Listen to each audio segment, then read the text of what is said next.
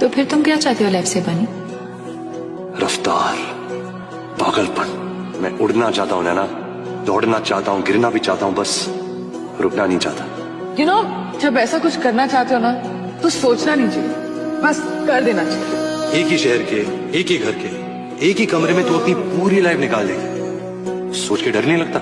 इंसान को दिव्य में सिर्फ तब होना चाहिए जब वो मर चुका हो। फिर सैर चला, उड़ के छोड़ा है जहान नीचे, मैं तुम्हारे अब हूँ हवाले।